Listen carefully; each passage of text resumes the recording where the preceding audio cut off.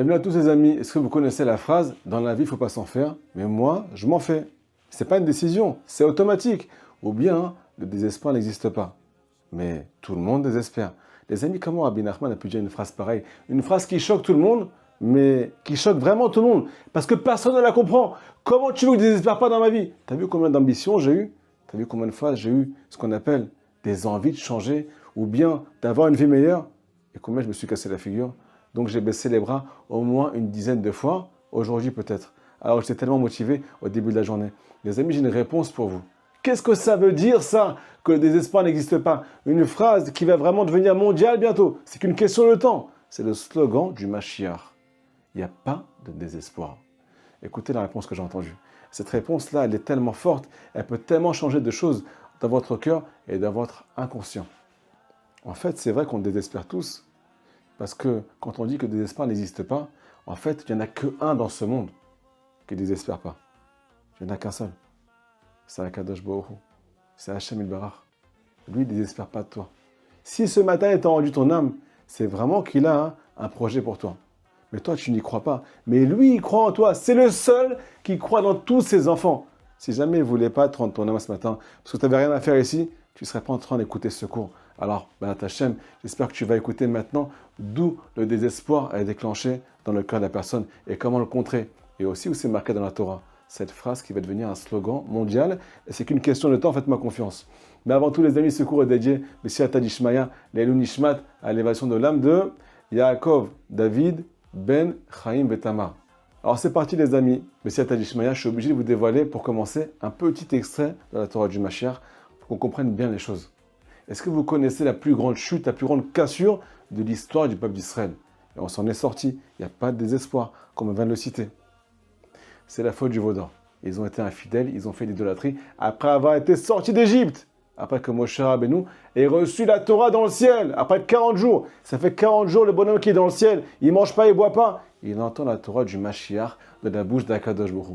Après ces 40 jours, Akadosh Baruch Hu lui dit « Descends d'ici, va-t'en, je ne veux plus voir ton visage !» Moshe Rabbeinu dit « Qu'est-ce qui s'est passé? On vient de passer 40 jours ensemble, tu m'as pris toute la Torah, et maintenant tu me dis va-t'en !» Hachem dit à Moshe, tes enfants, ils ont fauté, ils ont été infidèles.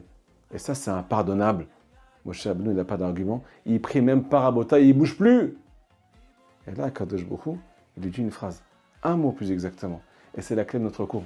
Il lui dit, laisse-moi les détruire. Viens Rashi, il nous explique, ça veut dire quoi, laisse-moi les détruire? Moshe Rabbeinu regarde ses mains, il dit, mais je ne te retiens pas, Hachem. Je t'ai rien fait, je t'ai rien dit. En fait, il y a marqué qu'il lui a ouvert une porte dans le ciel. Cette porte, elle s'appelle « Commence à prier pour mes enfants. Laisse-moi, ça dépend de toi. » Si jamais tu pries pour eux, quand il n'y a plus de solution, quand ils ont été trop loin, si jamais tu commences à prier, la prière à Bota, elle vient de l'espérance. Plus tu espères, plus tu pries. Moins tu espères, moins tu pries. Ou bien tu ne pries pas du tout. Mais si tu ne désespères pas, tu pries de toutes tes forces. Juste après, il y a marqué « Vayachel Moshe ». Vayachel, ça veut dire qu'il est devenu malade. Il est devenu malade de quoi? Parce qu'il s'est tué à la prière. Et là, Gezerah s'est annulé. Les amis, ça dépend de nous. Hachem, il peut tout pardonner. La Torah du Mashiach, c'est quoi? C'est qu'en fait, quand il n'y a plus de solution, tout dépend de l'espérance. L'espérance, c'est éternel. Ça n'a pas de temps, ça n'a pas de condition. Quoi qu'il arrive, j'espérerai dans la délivrance, Hachem.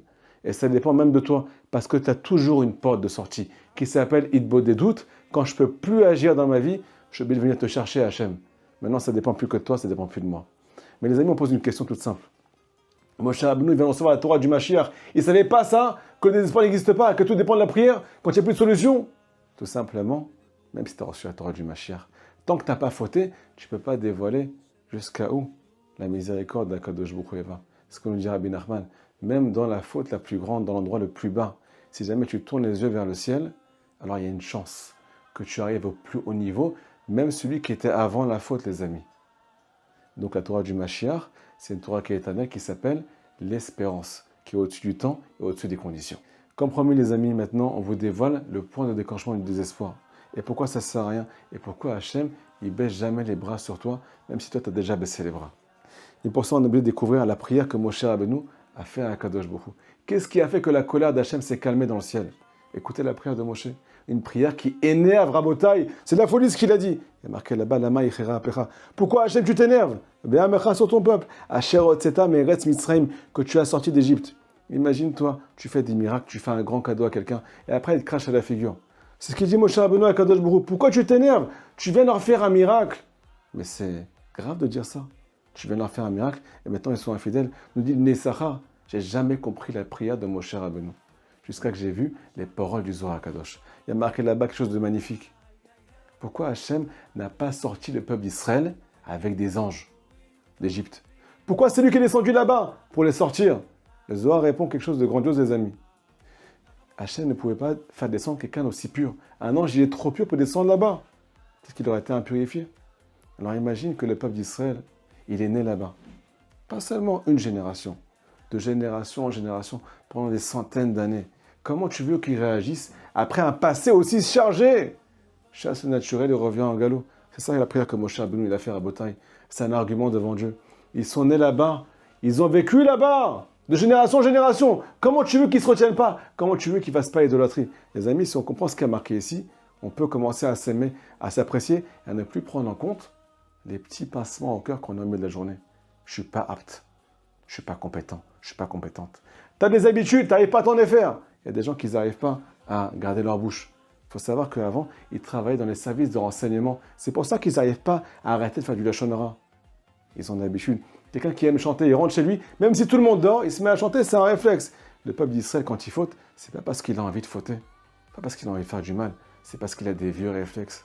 Si on comprend ça, les amis, c'est un argument qui calme la colère dans le ciel. Mais pourquoi non, il n'arrive pas à se calmer sur nous-mêmes? Pourquoi on n'arrive pas à s'aimer? L'amour de soi amène l'amour dans le ciel sur nous. C'est une parole de Rabbi Nachman. Tu crois en toi, il croit. Tu crois en toi, lui aussi il croit en toi. Et lui aussi t'ouvre les portes de la tchouva.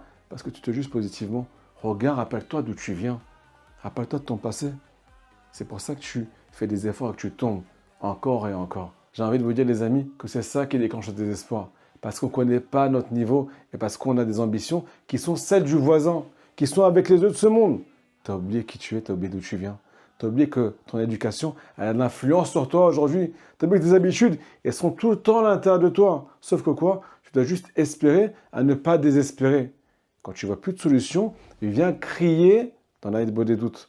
Au lieu d'être caché dans les joues de ta mère, viens te cacher dans les bras du bon Dieu. Viens prier à Kadosh Baruch Hu. La prière, c'est le signe de l'espérance, c'est le signe de l'éternité. Tu crois, donc tu pries. Les amis, si on intègre cette clé-là à Botaï, on va commencer à ne plus faire qu'un de tous les hauts et les bas. Les hauts et les bas, ils sont normaux. C'est parce que j'ai des vieilles habitudes. Donc, je les prends avec plaisir et avec amour. Si ce ne sont plus des ennemis pour moi, elles vont devenir des amis. Au contraire, elles vont grandir ma valeur dans le ciel et aussi à mes yeux. Tu as vu d'où je viens? Et tu as vu les efforts que je fais? Ça prend encore plus d'impact. C'est la lumière qui vient de l'obscurité maintenant. Shabbat shalom mes amis, faites passer ce cours au maximum s'il vous plaît. À très bientôt.